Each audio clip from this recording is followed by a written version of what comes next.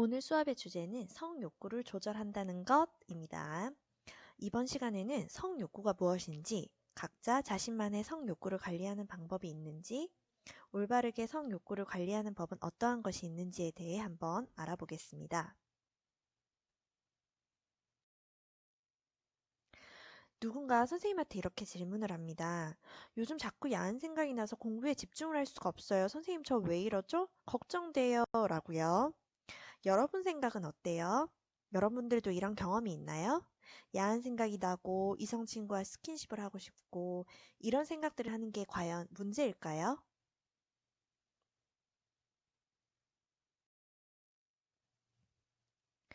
네, 이런 고민이 있는 친구들이라면 전혀 걱정하지 않아도 괜찮습니다. 사람들은 모두 그런 감정을 느낍니다. 여러분들은 지금 청소년이고 2차 성징을 겪고 있기 때문에 호르몬의 변화로 이런 성적인 욕구들이 많이 나타날 수 있는데요. 괜찮습니다. 이런 야릇한 생각들과 감정들을 성욕구라고 하는데 다른 말로 성적 호기심, 성충동이라고 표현하기도 합니다.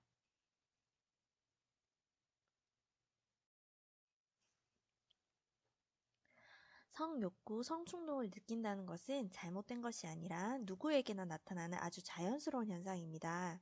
주로 2차 성징이 시작되면서 성호르몬이 왕성하게 분비되는 사춘기에 성적 호기심, 성적인 욕구가 증가될 수 있다고 좀 전에 얘기했었죠.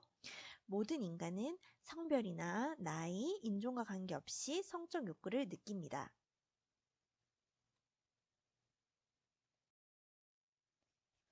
자, 그럼 여기서 질문이 있을 수 있어요. 선생님, 남자들은 여자보다 성욕구가 더 많고 그래서 성욕구를 조절하기 힘들다고 하는데 이게 사실인가요? 하고요. 여러분, 이 질문의 답이 뭘까요? 여러분은 어떻게 생각하세요? 답은요, 노입니다. 성욕구, 성에 대한 호기심은 개개인별로 차이가 날 수 있지만 남성, 여성의 차이는 없습니다. 그러니 남성이 여성보다 성욕구가 강하다는 것은 잘못된 생각입니다.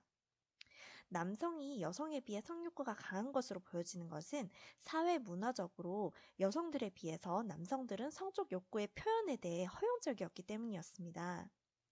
다만 남성과 여성의 성적 욕구가 나타나는 시기나 양상의 차이는 있습니다. 남성은 남성 호르몬의 영향으로 여성에 비해 강한 성적, 육체적 접촉 욕구를 가지며 청소년기에 성욕이 최고조에 달하는 반면에 여성은 남성보다 조금 더 늦은 연령에 접촉 욕구로 나타나는 경우가 많고 보통 정서적인 면에 관심이 큽니다. 아시겠죠?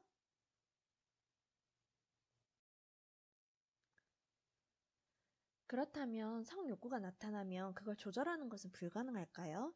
오른쪽 그림을 한번 봐주세요. 파란색 박스에 대뇌 변형계라고 있죠. 여러분, 뇌 가장 중심부에 위치한 대뇌 변형계에서는 성욕구와 같은 쾌감 정서를 지배하는 곳입니다. 변형계의 활동으로 성적인 욕구가 나타나면 그걸 이성적으로 조절하는 곳도 있어야겠죠? 그 부분이 뇌의 바깥쪽인 대뇌 심피질입니다. 인간과 동물의 가장 큰 차이이기도 합니다. 동물의 뇌에는 심피질이 발달되어 있지 않아 욕구 조절이 어려운 반면에 인간의 뇌에는 성욕구를 조절하고 통제하는 기능을 하는 대뇌 심피질이 발달되어 있습니다. 그래서 흔히들 성욕구는 조절할 수 없는 본능이라고 알려져 있지만 그건 잘못된 것이고요. 우리는 인간이기 때문에 대뇌 심피질에서 이성적으로 조절을 할 수 있습니다.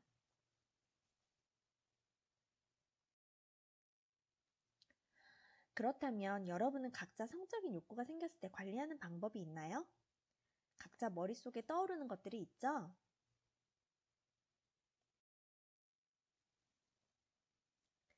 앞서 이야기했듯이 사람이라면 누구나 성적인 욕구가 있고 성충동을 느낄 수 있고 이건 아주 자연스러운 것이라고 했어요. 그런데 여러분 여기서 꼭 기억해야 할 것이 있습니다. 누구나 성충동을 느낄 수는 있지만 이것을 회피하거나 억지로 억제하거나 또는 분출해버리는 것이 아니라 다른 사람에게 피해를 끼치지 않는 선에서 나 자신의 행복과 발전에 도움이 되는 방법으로 관리를 해야 합니다. 그래서 여러분 스스로 여러분만의 성충동에 대한 관리 방법을 익히는 것이 중요합니다.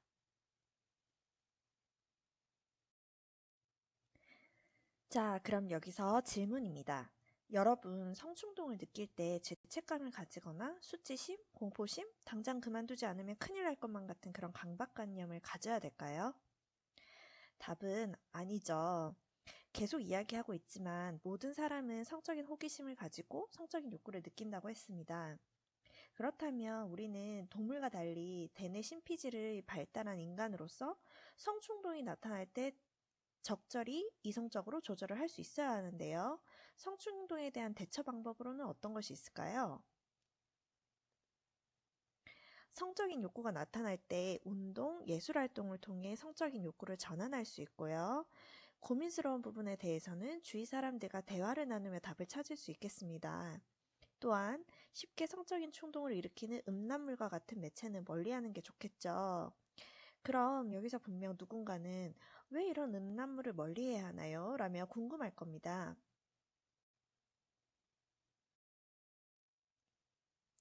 여러분 팝콘 좋아하세요?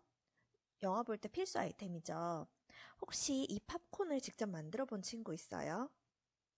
후라이팬에 버터를 두르고 옥수수를 넣으면 어떻게 될까요? 처음에는 그냥 조금 타닥타닥 하는데요. 조금만 기다리고 어느 시점이 되면 갑자기 팡 하고 옥수수가 터져버리죠. 그러면서 팝콘이 완성되는데요. 이 팝콘은 낮은 열에서는 반응을 하지 않다가 200도가 넘어 아주 강한 열에 튀어오릅니다. 자, 팝콘 이야기를 갑자기 뜬금없이 왜 했냐면요. 여러분이 요즘 많이들 사용하는 핸드폰, 태블릿 PC, 노트북과 같은 디지털 기기를 통해 자극적인 영상에 지속적으로 노출이 되면 뇌는 점점 더 자극적인 걸 원하게 됩니다. 뇌가 팝콘 브레인화 되는 거죠. 익숙한 것에 반응하지 않고 자극적인 것에 반응하게 되는 거죠. 여러분이 음란물을 보면 처음에는 짜릿할 거예요. 그런데 이게 계속 보면 무감각해져요. 왜냐하면 뇌는 그때부터 좀 더 강하고 자극적인 영상을 원하게 되는 팝콘 브레인이 되는 거예요. 익숙한 거에는 내가 반응을 하지를 않아요. 이게 반복이 되면 음란물에 중독이 되고 자극적인 것에 익숙해져서 진짜 현실에서의 미묘한 설렘, 떨림, 아름다움 같은 것에 반응하지 않고 무감각해진 상황이 오게 됩니다. 이게 음란물의 가장 큰 문제점이라고 할 수 있습니다. 담배도 처음에 한두 개 피우기 시작하다가 중독이 되면 끊기 매우 힘들듯이 음란물도 마찬가지입니다. 지금 당장은 재밌지만 결국은 이 음란물은 여러분의 삶을 황폐화시키고 중독되면 아름다운 성을 누릴 수 없습니다. 여러분들은 그렇기 때문에 보지 않도록 노력하기를 바랍니다.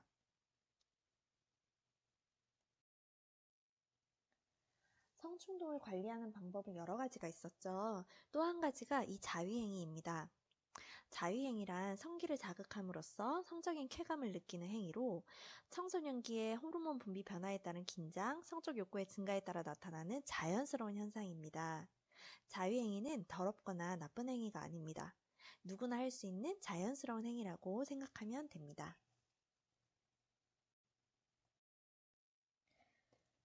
자위행위에 대해 오해하는 친구들도 있고 잘 모르는 친구도 있을 수 있어요. 그래서 이것에 대해서 몇 가지만 기억해 주세요. 첫 번째, 음란물을 보며 자위하지 않도록 노력해야 합니다. 이유는 조금 전에 설명했죠. 두 번째, 혼자 있는 공간, 프라이버시가 보장된 장소에서 해야 합니다. 다음, 자위행위는 정신적 장애나 병이 아니고 자연스러운 것이라는 사실을 알아야 하고요. 자위 전후로는 손 씻기를 하고 안전하고 청결히 해야 합니다. 마지막으로 흔적이 남지 않도록 깔끔하게 뒷정리해야 하는 것도 잊지 않기 바랍니다. 이제 수업을 마치며 여러분께 당부하고 싶은 게 있습니다.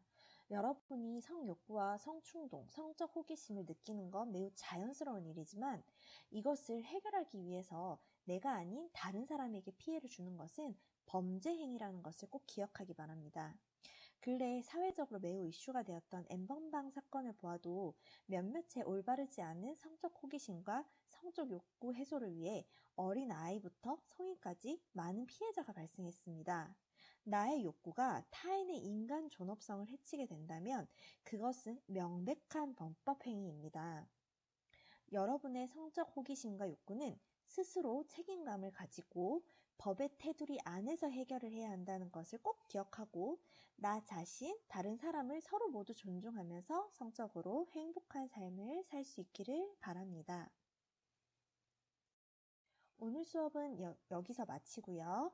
과제 1과 과제 2의 생각을 정리해서 A4 용지 한 장 분량으로 작성해서 오늘 자정까지 클래스룸에 업로드하기 바랍니다.